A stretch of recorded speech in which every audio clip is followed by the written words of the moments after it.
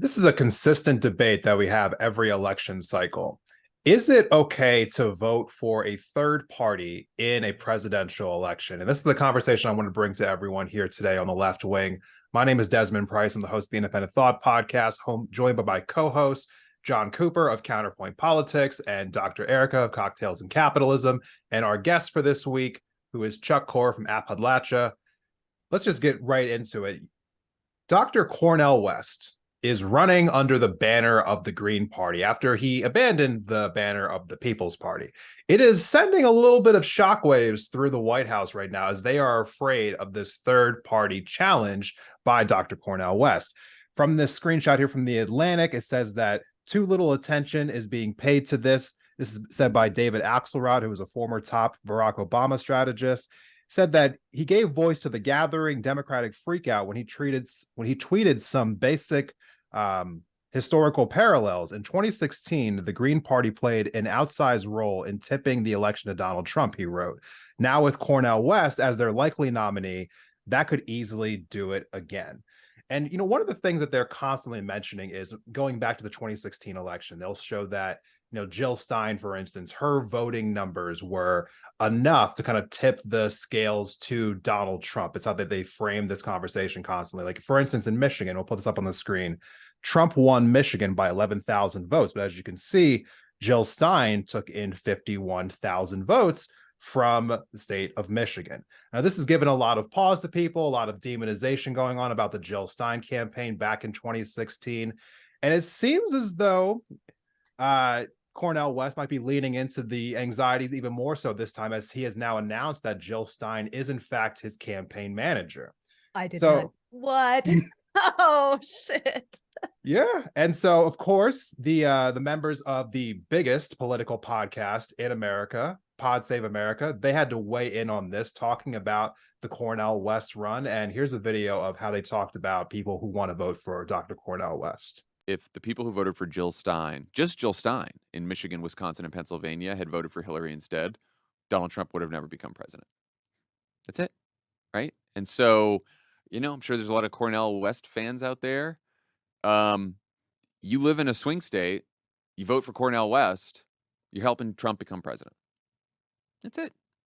And you can say, oh, well, it's Joe Biden's fault, he did this or that. No. It's your decision. You get to decide whether you want to help Donald Trump become president or you don't. And if you want to help him, then you should vote for Cornel West, or you should vote for Joe Manchin and his no labels ticket, or you can vote for, RFK Jr. if he decides to run third party. But if you don't want to help Trump become president, you got to vote for Joe Biden. That's it. Very simple. Now, I think messaging to voters who might actually make this decision is probably a little different, I would say, because No, chastising works. Okay, so now with all that being said, here's the question that I've just been dying to talk about as my co-host now. What is the solution here? Is it ethical to actually vote for a third party in a general election, whether you're voting for, Libertarian, voting for the Green Party, voting for someone else other than a Democrat or a Republican? From the Democratic perspective, is it actually helping Donald Trump win if you vote for somebody other than Joe Biden? What do you guys think? Yes. Okay, that's been our episode of The Left Wing. So here's the thing. I don't think it's like morally wrong to vote for who you want to. Vote for who you want to. I'm not going to tell you it's morally wrong to vote for Jill Stein any more than it is to vote for Donald Trump. I personally believe that, but I'm not going to judge you for it. You voted and you did a better job of the half of Americans who aren't going to vote. If we're going to point the finger at anyone, it's more the people who didn't vote. It's just that the people who vote for third party, they're like the kid who thinks they're smarter than everyone else in the class and does this big complicated thing and then just was wrong. It's just you're outsmarting yourself. You're never going to win. Yes, I agree with you. I might agree with you that hand it's better, but they're not going to win. And yes, that's a problem, but it's not a problem that's going to be solved by voting for them. Yeah, Robert Reich, I watched a video by Robert Reich recently who said, by not voting for the lesser of two evils, you end up with the worst of two evils. And I thought that was such a perfect way of putting it. Like by or like, yeah, if you're voting for the third party, you basically are supporting the worst option there. Like, because you are, with your good interests, your good intentions, wanting to pick someone that aligns with your values so much that you choose someone that is like, yeah, I mean, I really, really like a lot of what does God damn it, I'm spacing right now. Cornel West. Cornel West Cornel has to say. West? I love what a lot of what he has to say. But then when when listening to an interview with him, he's talking about how I supported Joe Biden because I thought it was important to oppose the fascist be part of the anti-fascist coalition that was trying to prevent Trump from becoming president. Now, what is he doing? He is running third party, which then divides up the left vote, pulls away the far progressive folks from the Democratic vote, to a party that will not become president, that will not win, dividing it up enough so that then Trump has enough, the margin of victory is enough so that he will win. And like it's simple, but then it's also like I don't know. I don't want to moralize to people. I don't think it's morally wrong to vote for a third party. If that's what your conscience is telling you to do it. But if you are interested in outcomes, if you are interested in getting the outcome that is most aligned with your values, I think that path is going to do the opposite of what you want. That is the thing that I object to the most. If you want to take action on the climate, if you want to protect trans people, if you want any of the things that the left purports to want, do you think Trump is going to do that for you? Like, we've seen what Trump does. He wants to mow down protesters. This guy, he wants to pull the wool over all of our eyes about climate change and everything. So yeah, I think it's not morally wrong, but it's not practical to vote third party. It's not going to get the objective that you want. Yeah, I agree with both of you. I think too often people inject their own personal emotions into politics. When politics and elections, it's a blood sport. It's about strategy. And I don't think it's morally or ethically wrong to vote third party, but if you're doing it in a swing state, it's strategically stupid and you're not going to get your desired result out of it. It may make you feel better when you tweet about it and you get a bunch of retweets from the people in your echo chamber that support you, but in reality, you're not doing anything. Now, would you have voted for Joe Biden if you didn't vote for Cornel West? Hard to say. I think that's very different for a lot of people, but the thing about it is it's a sign that the Democratic Party is not aligned with a lot of people on the left if there's significant amounts of people going to vote for Cornel West, which is something that the Democratic Party should really re-examine and, maybe consider not nominating a 82-year-old septuagenarian who has been in politics for 50, 60 years, but that's a whole other discussion. The thing about it is people want to inject their oh, well, I don't align with everything about this person, or I don't like Joe Biden and yada, yada, yada. And I get that. I'm not the biggest fan of him either, but I also see the situation as being teed up here. And my politics align more with Joe Biden than Donald Trump. And that's how it works. I'm sorry, we can't just treat everything with kid gloves and give everybody what they want.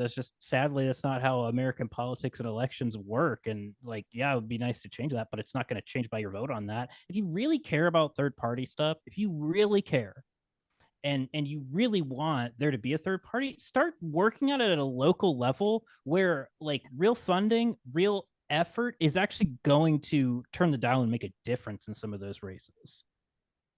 Absolutely. So with the show being called The Left Wing, I was very adamant about having this conversation with everyone. There are a lot of people who vote for Democratic politicians who find themselves on various spectrums of the left, who have become rightfully disillusioned with the Biden administration, as they were rightfully disillusioned with the politics of Barack Obama, Hillary Clinton, why they didn't vote for Hillary Clinton in the 2016 election. there are a lot of people who are upset. And like, as you said, Chuck, we shouldn't be thinking about this from an emotional standpoint, but a lot of people do. They do think about this from an emotional standpoint. And just to steel man the argument here, there are a lot of people who feel as though withholding their vote is the only power they have left. It is the enticing thing to do. There's other things as well that are strategic for why people do it. And we'll get into that here in a minute. But is it not fair to say, like, well, hey, I just can't keep voting for the Democrats because time and time again, they're not doing the things they said they were going to do. And it feels like it's a Ferris wheel. Like, yeah, they will always be the lesser of two evils, always. And that gives them no motivation to do the things they said they were going to do. So they'll always be one step ahead of the Republicans, but we're also a million steps away from where we need to be. So what power do we have? And so I think there is a really, credible reason why people would take that path. And I think it needs to be addressed as far as talking to that emotion, talking to that anger. So, Desmond, I say every week on this show, a lot of conservative arguments are based around a kernel of truth that is true, and then they expand the lies out of them. This is the inverse of that.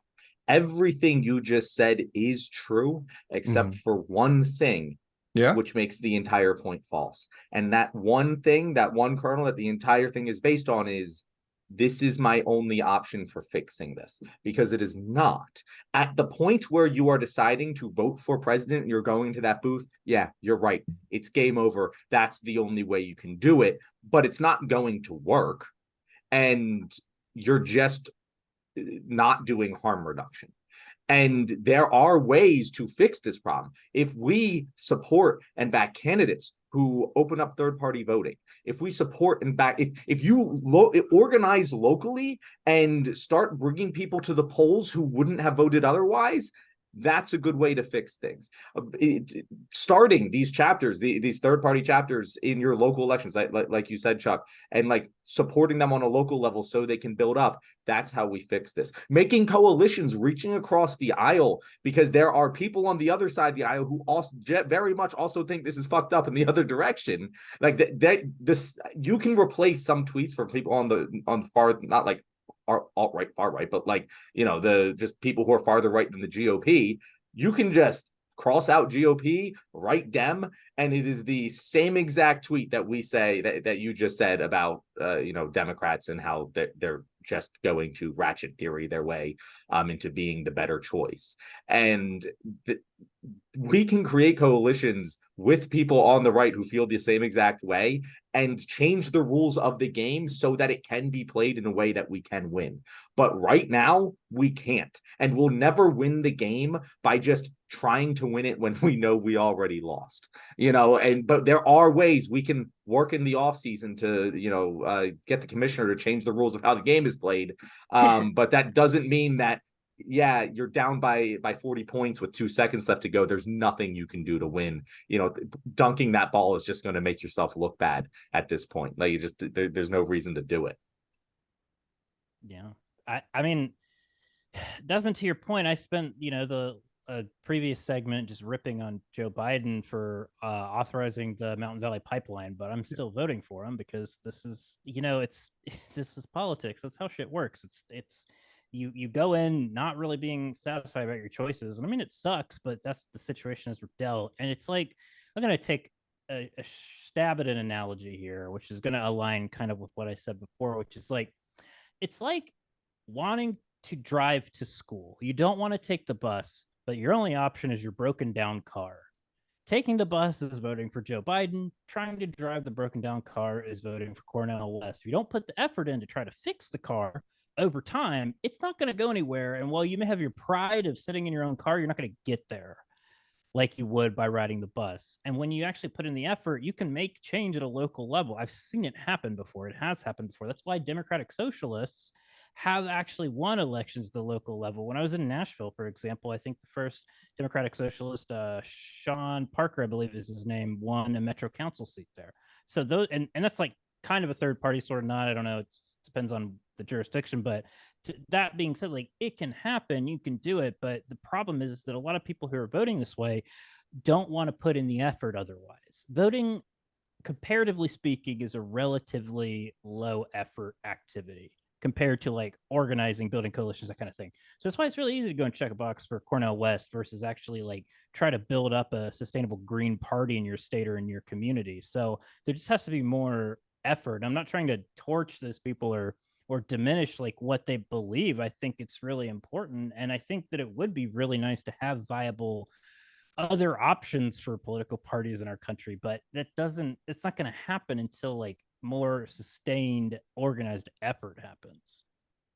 Yeah, I get frustrated often because it feels like a lot of leftists refuse to operate within the reality of our political system.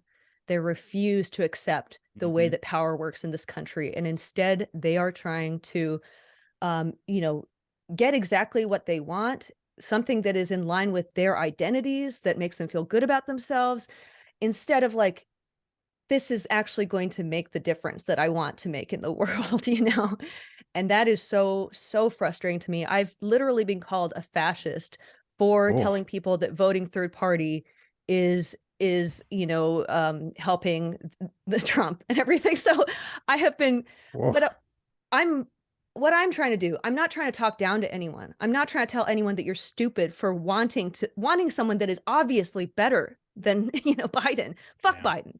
I don't like so much of what he's doing, and he is leading us into climate catastrophe to a degree that is comparable to Trump, approving more federal permits or more permits on federal lands for fossil fuels than Trump did.